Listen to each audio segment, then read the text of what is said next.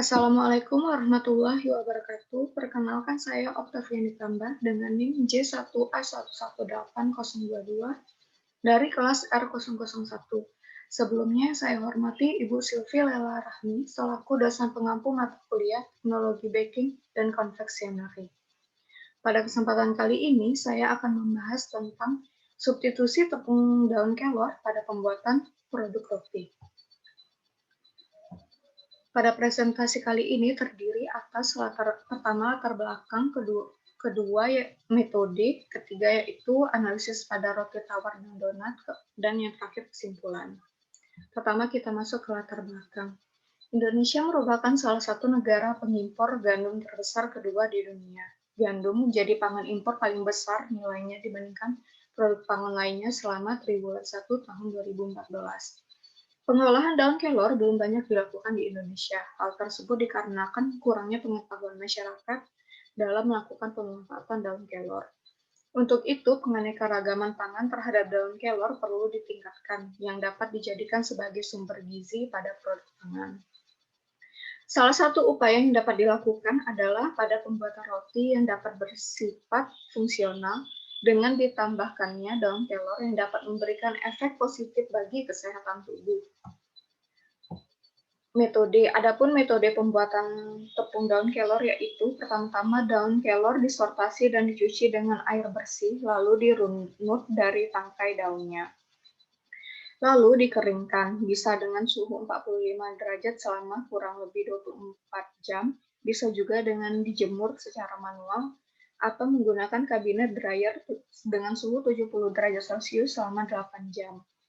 Kemudian daun kelor kering ini dihaluskan menggunakan blender kering dan diayak dengan ayakan 80 mesh untuk memisahkan batang-batang kecil yang tidak bisa hancur dengan blender. Didapat hasil yaitu tepung daun kelor. Untuk prosedur pembuatan roti tawar, mengacu pada penelitian Ayuningrum tahun 2015, metode pembuatan roti tawar yang digunakan adalah metode langsung, yaitu semua bahan dicampur menjadi satu, kemudian diaduk sampai adonan menjadi kalis. Pada umumnya, tahap proses pembuatan roti yaitu pencampuran, pengragian, pengadonan, pencetakan, dan pemanggangan. Selanjutnya rancangan penelitian. Pada jurnal pertama, perlakuan roti tawar substitusi daun kelor. Terdiri atas 4 perlakuan yaitu R0, 0% tepung daun kelor, dan 100% tepung terigu. Perlakuan R1, 4% tepung daun kelor, dan 96% tepung terigu. Perlakuan R2, 8% tepung daun kelor, dan 92% tepung terigu. Perlakuan R4, 12% tepung daun kelor, dan 88% tepung terigu. Pada jurnal kedua, perlakuan roti tawar tepung kentang dengan penambahan daun kelor. Perbandingan pertama yaitu tepung terigu 900 gram dan tepung kentang 100 gram. Perbandingan kedua yaitu 800 gram tepung terigu dan 200 gram tepung kentang. Perbandingan ketiga yaitu 700 gram tepung terigu dan 300 gram tepung kentang, dan ditambah dengan tepung daun kelor 10%, 30%, dan 20%. Untuk jurnal ketiga yaitu perlakuan donat substitusi tepung daun kelor dan tepung daun ruku-ruku. Perbandingan pertama yaitu 10% tepung daun kelor, 6% tepung daun ruku-ruku, dan 84% tepung terigu. Perbandingan kedua yaitu 6% tepung daun kelor, 10% tepung daun ruku-ruku, dan 84% tepung terigu. Nah, dapat dilihat pada slide yaitu contoh gambar roti tawar dan roti donat daun kelor. Dapat dilihat warna organoleptiknya hijau ya, karena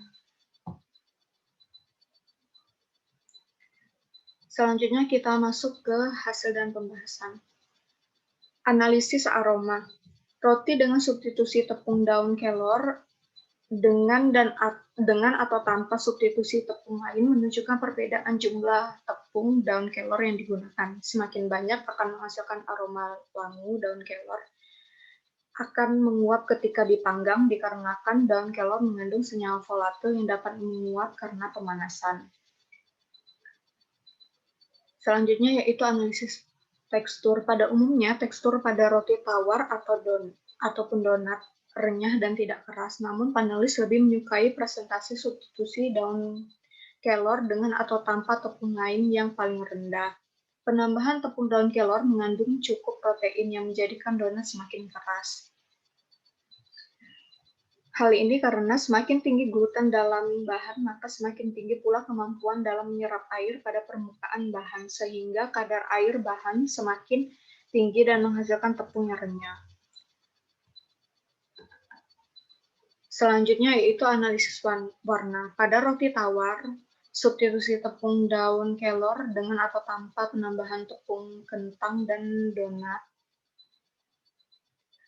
donat substitusi daun kelor dan tepung daun ruku-ruku menunjukkan penambahan tepung daun kelor yang semakin banyak, maka warna yang dihasilkan bagian dalam roti semakin hijau. Warna pangan ditentukan oleh beberapa pigmen alami, yaitu seperti klorofil pada sayuran hijau. Analisis rasa. Pada roti tawar, semakin banyak konsentrasi tepung daun kelor yang ditambahkan, maka rasa yang dihasilkan roti tawar semakin pahit. Daun kelor memiliki rasa yang khas karena kandungan tanin di dalamnya. Namun, hasil penilaian daya terima terhadap rasa pada donat semakin tinggi, proporsi tepung daun kelor panelis semakin suka. Menurut Ismarani tahun 2012, senyawa tanin adalah senyawa astrigen yang memiliki rasa pahit dari gugus polifenolnya yang dapat mengikat dan mengendapkan atau menyusutkan protein. Zat astrigen dari tanin menyebabkan rasa kering dan puker atau kerutan di dalam mulut.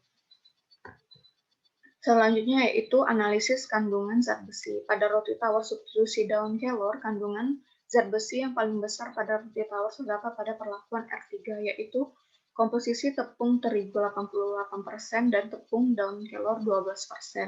Dan kandungan zat besi terendah terdapat pada perlakuan R0, yaitu komposisi tepung terigu 100%. Hal ini diduga karena semakin tinggi penambahan tepung daun kelor, maka semakin besar kandungan zat besinya.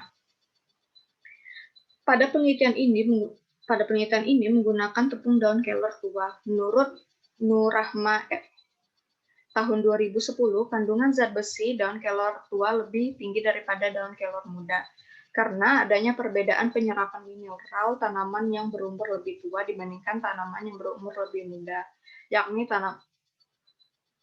tanaman yang lebih muda berkonsentrasi untuk pertumbuhan, sedangkan tanaman yang berumur tua berkonsentrasi pada penyerapan mineral. Adapun analisis antioksidan roti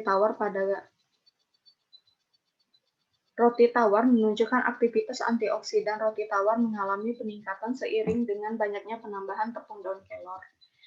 Dari keempat sampel terlihat bahwa sampel R3 memiliki aktivitas antioksidan paling kuat, dikarenakan penambahan tepung daun kelor yang lebih tinggi dibandingkan dengan perlakuan yang lain sehingga memberikan sumbangan antioksidan yang semakin tinggi.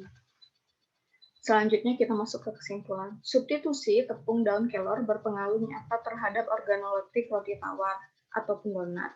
Substitusi daun kelor pada roti tawar dapat meningkatkan kandungan zat besi pada roti tawar dan substitusi daun kelor pada roti tawar meningkatkan aktivitas antioksidan.